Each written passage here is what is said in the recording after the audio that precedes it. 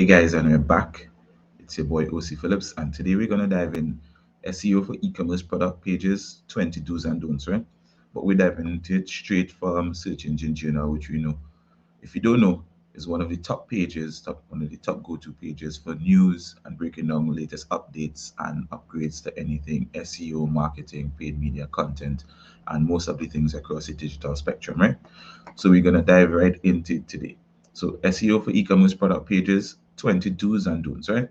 And this is brand building is a long-term commitment. 10 steps to take and 10 to avoid for a successful SEO strategy for your e-commerce site. I'm here to break things down in a way that Caribbean people could understand and apply this to their e-commerce site. Right? Globally, e-commerce is expected to grab even more of the retail pie with a projected growth of nearly 11 trillion between 21 and 2025. Right? Caribbean will make up a small part of it. I'm here to try to help you to get a bigger piece of that pie. So an increasing number of e-commerce sites want a piece of this pie, making it critical that your search strategy delivers. A lot of people like to just build a website and hope customers find them. It cannot be like that. And add to this fact, the advertising costs are reaching the realm of prohibitive, only to often see sinking results. Smart SEO practices become more urgent than ever. What that says is a lot of people just chuck money into paid advertising, but it's harder to get the results because you're not doing it correctly. So let's jump into the 10 do's, right, of e-commerce product page SEO, right? Fine tune your keyword strategy. If you hear myself or Karen Rose talk, keyword research or market keyword research is the foundation for not only product page optimization, but also for your paid campaigns also. Your paid media, your SEM, your search and display campaigns, right? So when conducting keyword research, always use product focused topics that users are searching for, right? And you could do free product research even by using Google Trends, and you could use other tools, right? If you have data from other channels like paid search, use it in your keyword and topic research and incorporate ad copy, meaning just the ad content, what you're putting in the ad with high click-through rates into meta descriptions, right? Product pages have transactional intent, so make sure that your landing pages are optimized for search and ready to buy, right? One thing that people do here, they send traffic directly to the website and they don't send traffic to a landing page, right? So we've seen that long ago that people need to send some traffic to landing pages for specific reasons. And we see that people don't do a lot of intent. Your product pages could have different types of intent. You could have commercial intent, informational intent, transactional intent, and navigational intent, right? Optimize titles and meta descriptions. A lot of people don't go into that. Title tags and meta descriptions are very important for product page optimization because that helps with SEO, not just for the product page, but also for reverse image search, for voice search, and all other types of searches, right? Make sure you include details such as the brand of the product, right? The name of the product, the model number, and other important information, the dimensions, etc., so that anybody searching for any piece of that can find it, right? Mark up your product with structured data, right? For those of you who do not know what structured data is, just a simple Google search will tell you. I won't go into that because it's going to be long. It's going to prolong the video. All product pages should have a product schema and review schema, which can one drive more impressions and click-throughs, improve the click-throughs, meaning whatever you want them to click through to, right? Make sure your structured data, you have product schema there, right? That's going to be a little bit technical to break down, but I will do a separate video on that, right? Add clear and helpful FAQs. For those of you who don't know how to do FAQs properly, FAQs help with search, reviews help with search, and it helps with Google's rich snippet data. Even when people ask frequently asked questions and they show a snippet on Google search, um, that helps with that. So if users don't find your content useful, your bounce rates will be high, right? And your FAQs have a lot to do with people who are asking questions around your product information, right? Most category and product pages are light on optimized content and do not have a FAQ section that's marked up with FAQ structured data.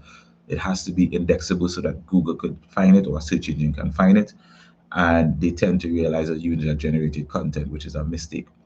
Make sure your FAQs are structured so that it can be found in a search, right? And like I said, suppose I have a question about product and I don't want to talk to a chatbot or something.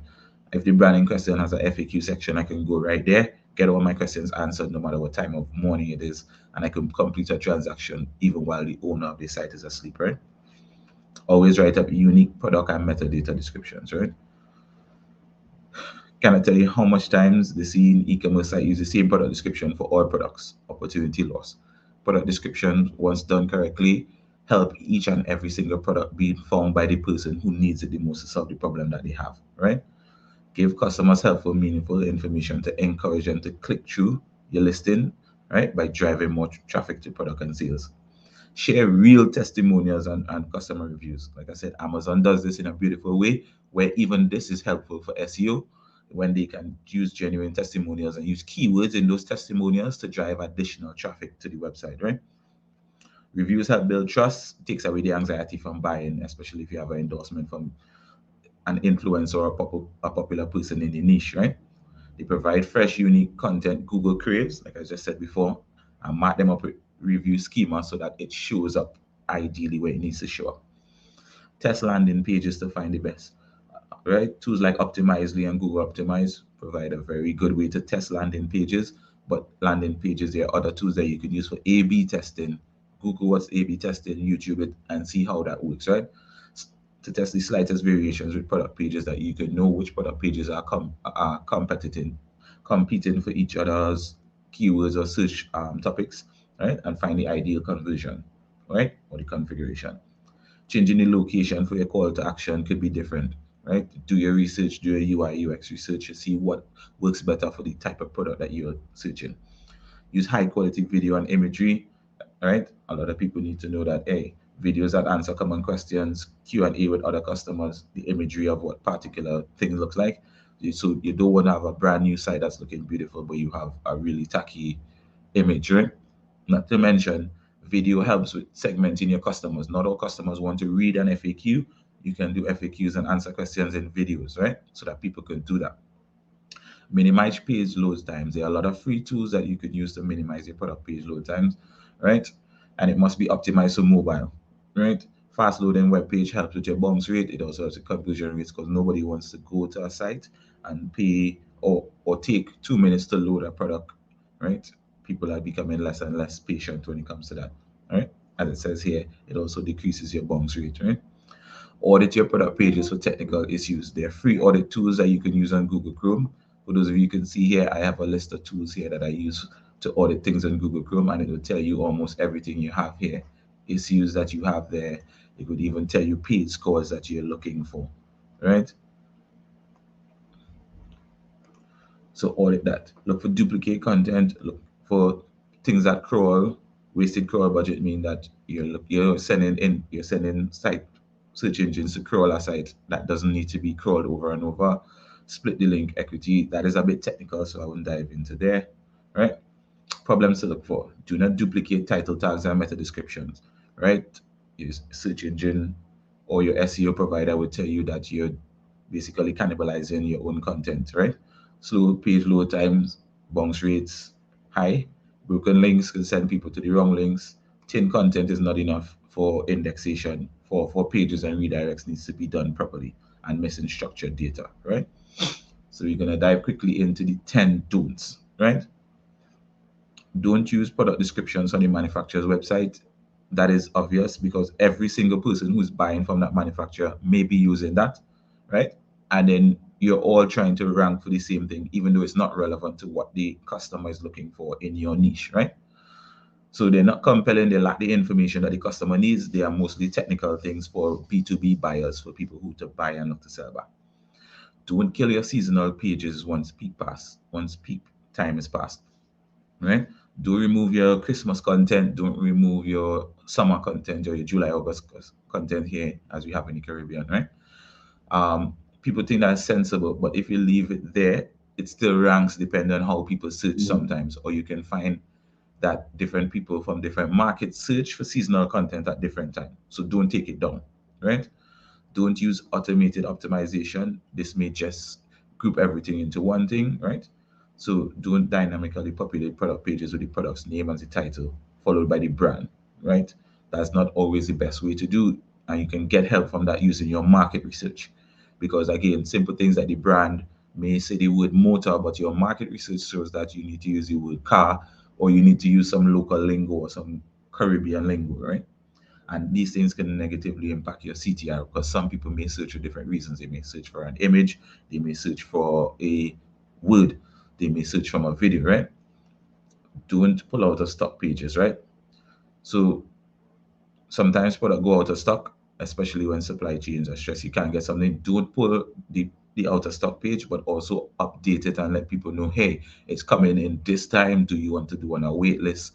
Right? Don't pull the pages so that you cannibalize your traffic coming for that page, even though it's out of stock, right? Hmm? Look, they have an easy image here. This item is out of stock, but hey, do you want to know when it comes back in stock? Send an email there, and also says, hey, do you want to shop something else, right? So you can redirect that traffic into something else. Don't use the wrong type of structured data or none at all. So even using the wrong structured data is just as bad as using none at all, right? Know how you're doing your review data and your product data could help your site rank in the rich results. Again, Google what rich results is, and I would drop a video on that coming up and drive more traffic sales, right? Having product data could help your site rank for rich snippets. So Google will just show, hey, this is what a rich snippet is. It may not show you the entire article, but it will pull out that specific piece and show that to you on rich snippets, right? It may show as a